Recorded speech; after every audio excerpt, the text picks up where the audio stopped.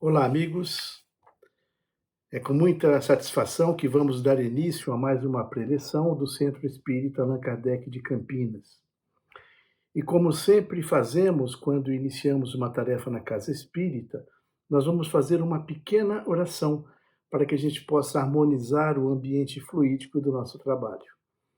Então eu convido a todos para que elevemos nossos pensamentos a Deus, nosso Pai, a Jesus, nosso Mestre Maior, e aos bons espíritos, pedindo que eles possam estar conosco nesse momento, nos auxiliando na divulgação dessa mensagem tão importante do Evangelho e que também aqueles que nos acompanham possam ter o discernimento para bem entender a mensagem do Cristo. Muito obrigado.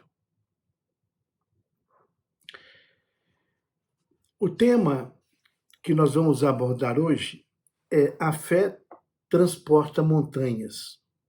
E é um conceito profundamente inspirador e esclarecedor, que nós vamos encontrar lá no Evangelho segundo o Espiritismo, uma das obras fundamentais da doutrina espírita codificada por Allan Kardec. Os itens que abordaremos hoje é os 6, 7, 11 e 12. E eles abordam essa ideia de uma maneira enriquecedora, revelando como a fé verdadeira ela é raciocinada e tem o poder de superar obstáculos aparentemente intransponíveis, envolvendo o entendimento da realidade e impulsionando a fé e o progresso espiritual. O ensinamento sobre a fé, que é capaz de transportar montanhas, é uma metáfora usada por Jesus para transmitir conceitos muito profundos sobre a fé e a força que cada um de nós tem no seu interior. Vimos na primeira parte desse capítulo que essa passagem do Evangelho não deve ser interpretada de uma forma literal, como se alguém pudesse mover uma montanha fisicamente através de um ato de fé. Não, não é isso. Em vez disso, a ideia central é destacar o poder da fé inabalável e da confiança nas leis espirituais e nas leis divinas. Esse sim é o ensinamento principal. A montanha, ela simboliza as dificuldades, os desafios e os obstáculos que encontramos na nossa jornada. Dificuldades tanto espirituais como também dificuldades terrenas. Ter fé capaz de transportar montanhas significa ter a capacidade de superar as adversidades, mantendo uma confiança inabalável nas leis divinas, no propósito espiritual e na capacidade do crescimento pessoal que cada um de nós tem. Falando em fé, como a gente poderia definir o que é fé? Uma forma bem simples de definir a fé é aquela que diz que fé é conhecimento, conhecimento das coisas espirituais. A fé sem conhecimento e sem raciocínio, ela é cega. E o perigo de se ter uma fé cega é o de aceitar tudo sem verificar, aceitar o verdadeiro como aceitar o falso, sem analisar o conteúdo e as suas consequências. Se isso for levado ao seu grau mais intenso, acaba produzindo o que chamamos de fanatismo. E é tudo que a doutrina espírita não quer que a gente seja, fanáticos. Ou seja, ela deseja que nós tenhamos fé, mas a fé raciocinada.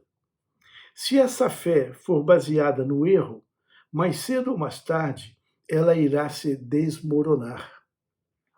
Somente a fé apoiada na lógica e no raciocínio poderá se garantir tanto agora como no futuro, porque ela caminha lado a lado, de mãos dadas com o progresso.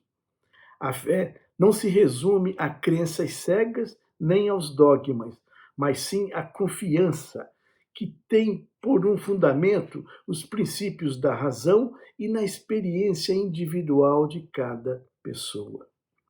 Essa fé raciocinada é capaz de iluminar a mente e fortalecer o espírito através das dificuldades, permitindo que a pessoa encare os desafios da vida, mas encare com bastante confiança e com bastante coragem. O grande erro que a maioria das religiões cometem é a de pretender, cada uma à sua maneira, ter a posse exclusiva da verdade.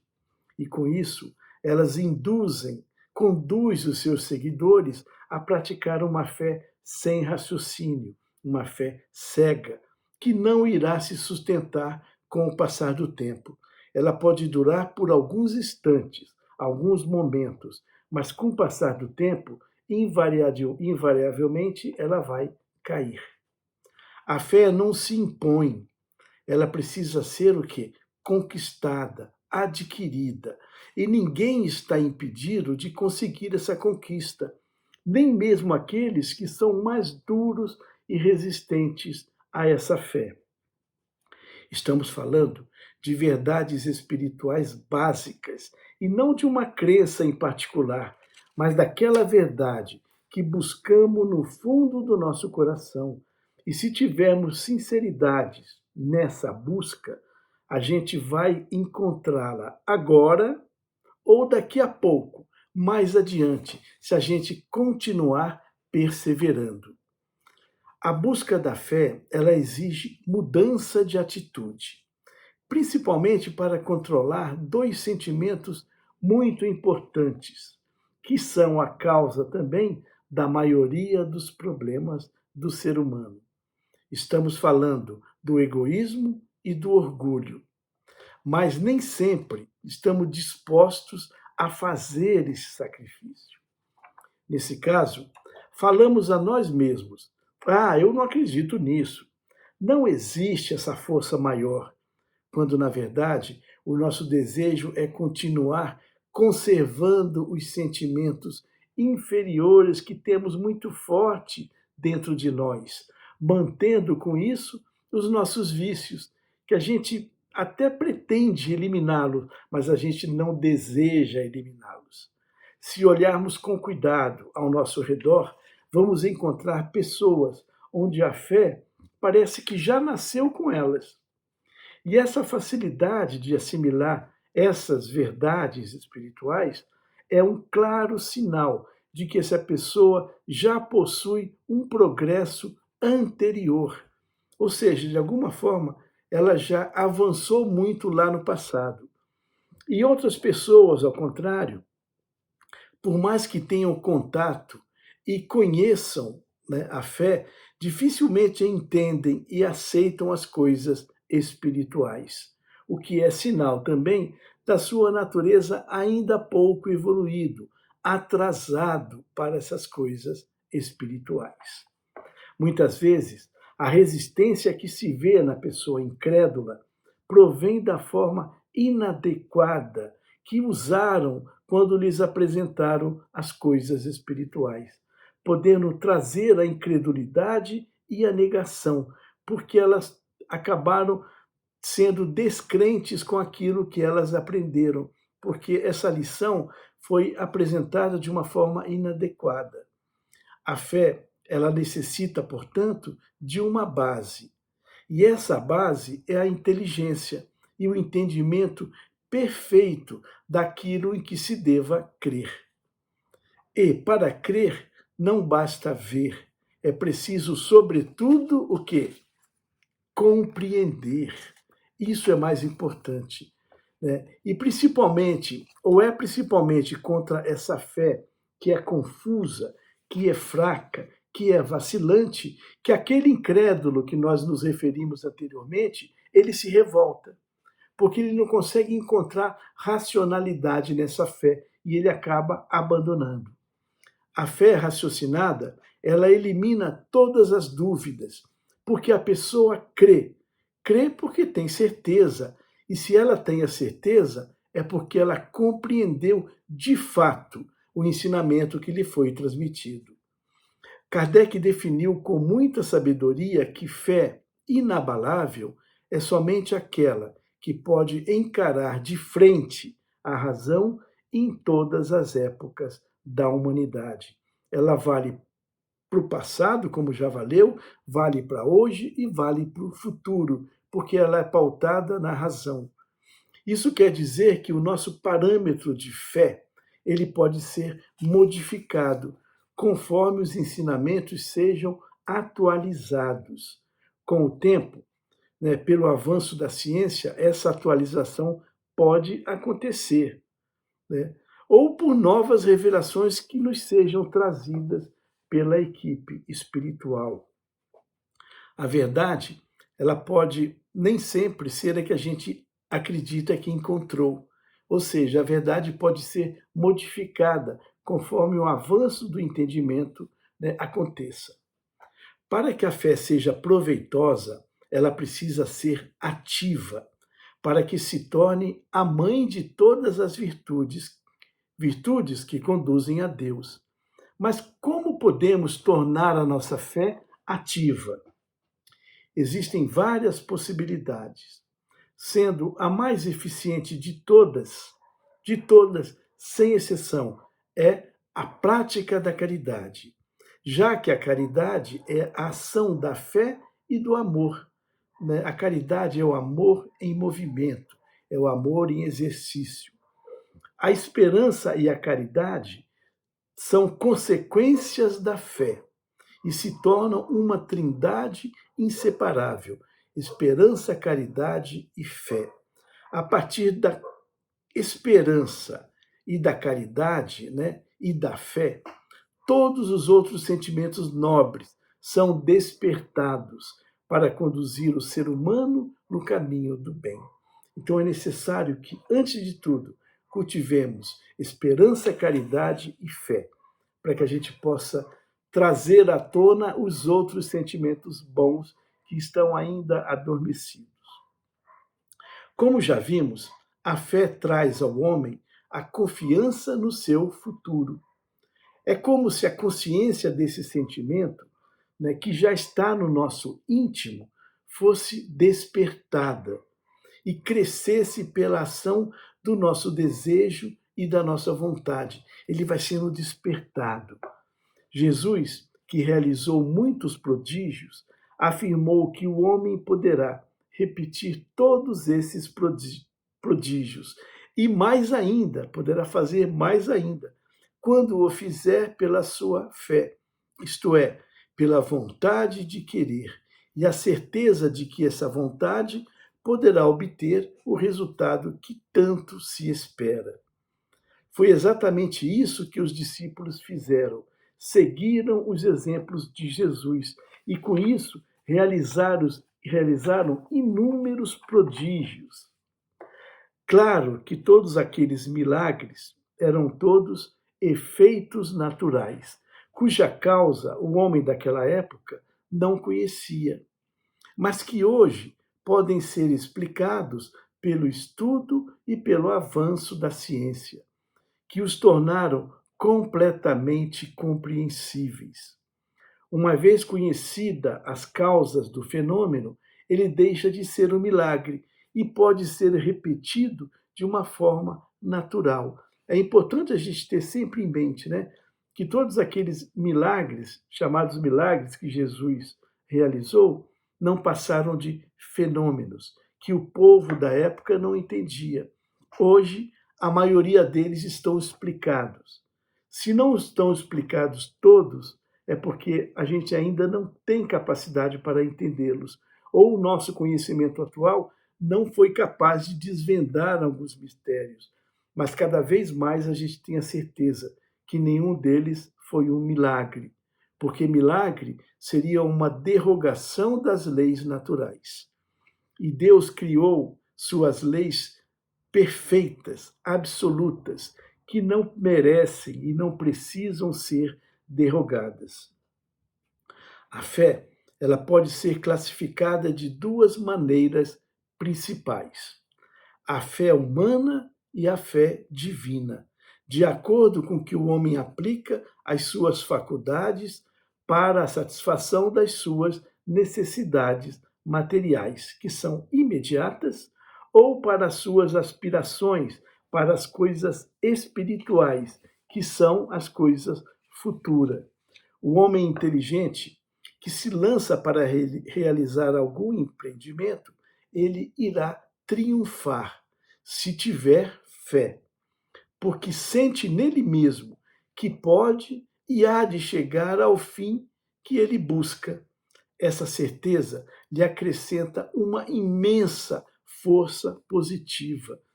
É como quando a gente precisa fazer algo muito difícil, que é muito importante para a gente, né? Relacionado, por exemplo, à escola, ao estudo, né? Quando a gente tem uma prova muito difícil para fazer. Claro que a oração é importante, né? Pedir com fervor a ajuda espiritual é necessária, porque ela vai o quê? Nos dar uma capacidade maior para superar essa prova. Mas se a gente não fizer por onde, se a gente não se dedicar, se a gente não estudar, de nada vai adiantar, né? A ajuda espiritual, talvez ela venha na forma de coordenar os nossos pensamentos, fazer com que a gente mantenha a calma para discernir, para escolher qual caminho a gente vai buscar para a solução daquele problema. Mas se a gente não fizer por onde, não há fé que resolva o nosso problema. O homem de bem, que acredita no seu futuro celeste, deseja encher de belas e nobres ações a sua existência atual. Ele aure, então, na sua fé e na certeza da felicidade que o espera, a força que ele precisa, a força necessária. E nesse momento afloram todos os outros sentimentos bondosos que acompanham a caridade e a abnegação que ele praticou em busca desse crescimento espiritual.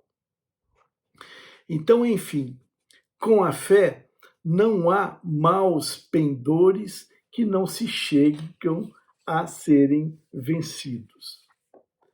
Temos que admitir que mesmo através de um desejo muito grande, de um desejo intenso, apoiados pela mais considerável fé, nem sempre o que desejamos será obtido ou alcançado.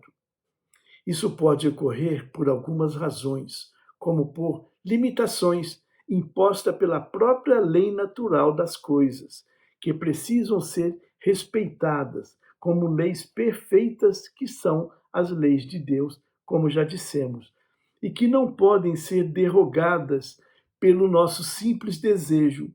Muitas vezes, os nossos desejos ainda estão bem próximos do orgulho e da vaidade. Nesse caso, mais difícil ainda é derrogar essas leis, né? Ou por uma incapacidade nossa de entender também que nem sempre aquilo que queremos, aquilo que buscamos e oramos pedindo a Deus é o melhor que pode acontecer para cada um de nós naquela situação enfrentada. Às vezes nós somos até como crianças.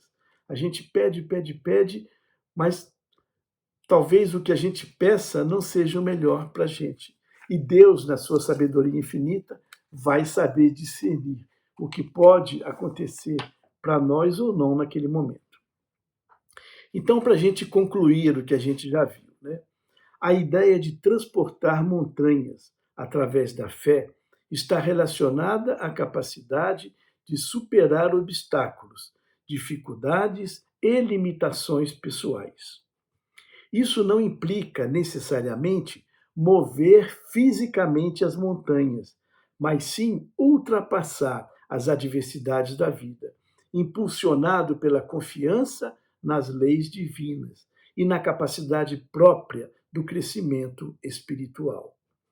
A fé está intimamente ligada ao conhecimento e à compreensão, conhecimento das coisas espirituais. Não se trata de uma fé cega, mas de uma compreensão profunda, baseada no entendimento das verdades espirituais e na própria natureza da vida. Na medida em que as pessoas se esforçarem para desenvolver a sua espiritualidade, cultivando virtudes como o amor, solidariedade e caridade, elas fortalecem a sua fé e aumentam a sua capacidade de superar todos aqueles desafios que aparecem. Percebemos então que o ensinamento sobre a fé que transporta montanhas, do capítulo 19 do Evangelho segundo o Espiritismo, é uma mensagem que incentiva o desenvolvimento da espiritualidade e o auxílio na compreensão das leis divinas que regem o universo. Então, vamos encerrar a nossa preleção com uma mensagem de um espírito protetor que foi apresentada durante a codificação na cidade de Paris, no ano de 1863. Então, o que disse esse espírito protetor? Se todos os encarnados se achassem confiantes nas forças que trazem em si mesmo, e se quisessem colocar sua vontade a serviço dessa força, seriam capazes de realizar o que até hoje chamamos de milagres, e que, no entanto, não passam de um desenvolvimento das faculdades humanas que cada um tem. Olha só, o poder da fé, né, o poder de realizar prodígios, já está dentro de cada um de nós. O que nós precisamos é desenvolver da forma adequada. Quem disse isso é um espírito protetor, então, em Paris, no ano de 1863. Então, fica aqui o nosso desejo e o convite que vocês leiam o capítulo 19 do Evangelho segundo o Espiritismo, particularmente os itens 6, 7, 11 e 12, né, cujo título é A Fé que Transporta Montanhas. Muito bem, e vamos então finalizar a nossa preleção convidando a todos para que juntos façamos um momento de doação, um momento de prática da caridade, que é a vibração. Então, uma vibração simples para a gente poder encerrar o nosso trabalho. Eu convido para que em pensamento todos me acompanhem nessa vibração. Então, elevando os nossos pensamentos a Deus e a Jesus, nós vamos vibrar nesse momento por todos aqueles que estão em necessidades, aquelas pessoas que estão abandonadas nos mais diversos lugares. Algumas estão abandonadas nos hospitais, nos asilos, nas casas de reclusão. Algumas estão abandonadas nas suas próprias casas, outras nas ruas. Algumas são até crianças, exatamente iguais a que temos em casa, e que passam por essa dura prova numa fase tão tenra da vida. Que nós possamos direcionar nossos melhores sentimentos e desejos a todas essas pessoas abandonadas, afagando com um abraço fraterno, desejando do fundo do nosso coração que a espiritualidade amiga possa auxiliar a cada uma delas, para que prontamente consigam sair dessa situação tão amarga que passam no momento.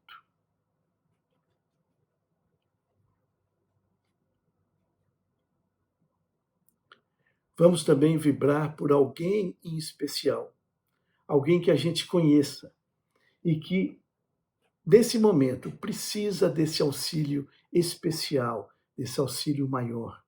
Pode ser um parente, pode ser um amigo, um vizinho, alguém que a gente saiba que precisa de uma recarga fluídica, que a gente possa também, da mesma forma, junto à espiritualidade amiga, fazer com que os nossos desejos e sentimentos, que a nossa vontade possa impregnar, né, essas vibrações para que elas levem até essa pessoa a ajuda necessária para a superação do problema, se for permitido.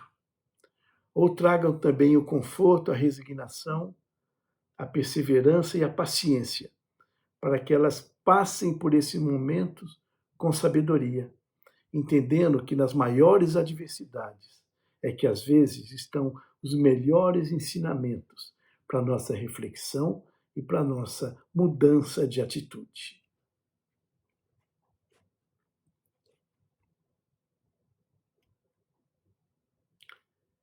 Vibremos também nesse instante pelos nossos familiares, nossos companheiros de jornada, toda a nossa família mais próxima, visitando nesse momento mentalmente o nosso lar, a nossa casa, fazendo com que esses fluidos benévolos possam substituir os fluidos de uma elevação inferior que porventura lá estejam na nossa casa, e na maioria das vezes, quando isso acontece, é devido à nossa invigilância. Nós mesmos é que levamos miasmas deletérios para dentro do nosso lar, que a gente possa, então, nesse instante, fazer uma higienização fluídica na nossa casa, visitando mentalmente cada lugar, levando esses fluidos benfazejos para que ocupem todos os ambientes do nosso lar e, com isso, atinjam a todos que lá habitam, que lá residam ou que lá visitem, para que sejam também beneficiados por esses fluidos salutares que estão agora sendo depositados em cada ambiente do nosso lar.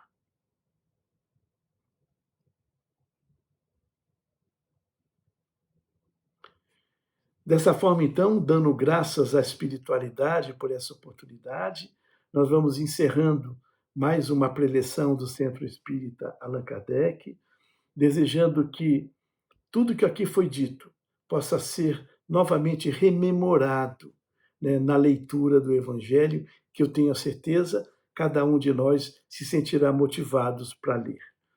Deixamos o nosso abraço profundo, né, o desejo de que tenha sido produtivo esse nosso encontro e até o próximo momento, onde, se Deus permitir, poderemos avançar um pouco mais no entendimento do Evangelho de Jesus. Saúde e paz para todos.